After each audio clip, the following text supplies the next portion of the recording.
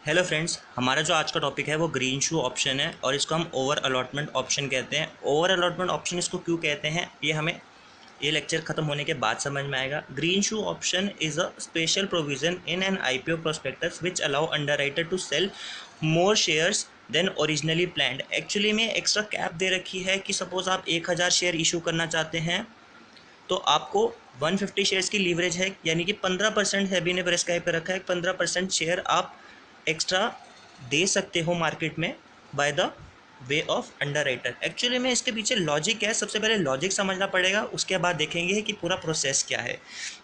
Logic ये है कि सपोज हमने अपना शेयर लिस्ट कराया, 300 इशू प्राइस था। इनिशियली प्राइस शेयर की डिमांड बहुत ज़्यादा थी, तो क्या हुआ, हमने शेयर का प्राइस मार्केट में शूट अप कर गया, 380 हो गया एकदम से। अब ये छोटे छोटे शेयर होल्डर होंगे, वो क्या करेंगे कि भैया 80 रुपये का फ़ायदा एक दिन में मिल रहा है, 2 दिन में मिल रहा है, फटाफट शेयर बेच के निकलते जाएंगे। और जैसे ही शेयर बेचेंगे, मार्केट में सेल ऑफ करने लगें, तो क्या होगा कि शेयर की डिमांड कम हो जाएगी, मार्केट में शेयर की सप्लाई ज़्यादा होगी, शेयर का प्राइस गिरने लगेगा। तो ये सब प्राइस स्टेबलाइज करने के लिए ना ग्रीन शू का ऑप्शन दिया जाता है। और ग्रीन शू ऑप्शन आप देखो कि मर्चेंट बैंकर प्रमोटर्स के साथ मिलकर कैसे यूटिलाइज करता है। शुरू से एग्जांपल से स्टार्ट करते हैं। हमने 1000 इशू साइज सोचा था कि 1000 करेंगे, 15% की कैप है, यानी कि 150 शेयर हम एक्स्ट्रा इशू कर सकते हैं। बट एक्चुअली में रियलिटी में होता क्या है, पब्लिक को ऐसा लग रहा है कि हमने 1150 शेयर इशू किए हैं, बट एक्चुअली में ऐसा नहीं है, हमने 1150 शेयर इशू नहीं किए हैं। रियलिटी ये है कि हमारे पास 1300 एप्लीकेशन आई थी, 1000 इन्वाइट की थी 1000 शेयर करने, लेकिन एक्स्ट्रा एप्लीकेशन आ गई, ओवर सब्सक्रिप्शन हो गया।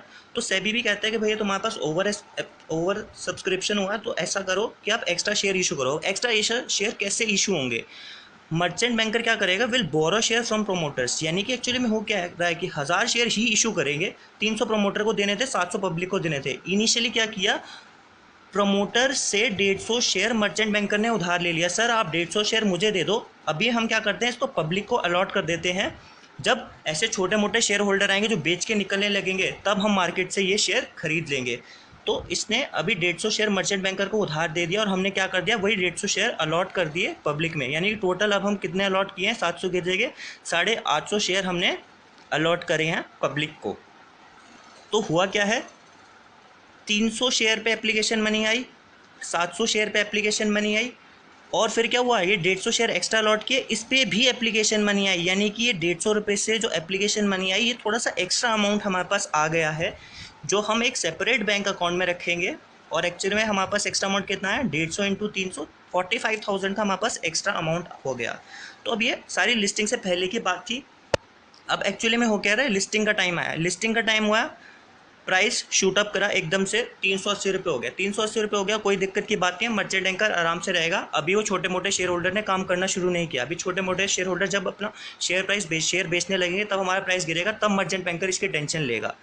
अब मर्चेंट बैंकर जब तक प्राइस ऊपर है, 300 से ऊपर है, उसको कोई टेंशन नहीं है। सपोज़ उन छोटे मोटे शेयर होल्डर्स ने फ़ायदा कमाना शुरू कर दिया और शेयर्स बेचने शुरू कर दिए, और सपोज़ कभी प्राइस आ गया हमारा 290 पे, तो मर्चेंट बैंकर क्या करेगा, मार्केट में से आर्टिफिशियल डिमांड क्रिएट करेगा कि भैया ऐसा तो रिप्रेजेंट हो रहा है कि मार्केट में डिमांड नहीं है, लोग शेयर बेच के निकल रहे हैं, सप्लाई बहुत ज़्यादा हो गया मार्केट में। तो यहाँ पे मर्चेंट बैंकर का रोल आएगा, वो आर्टिफिशियल डिमांड क्रिएट करेगा, सर मेरे को शेयर खरीदने हैं, मेरे को शेयर चाहिए। और ये सपोज 290 पे इसने 10 शेयर और ख़रीद लिए 2900, और ये पैसा कहाँ से आएगा, ये वही एक्स्ट्रा मनी है जो शेयर होल्डर से हमने पहले ही ले लिया, तो 2900 इसने यहाँ खर्च कर दिए।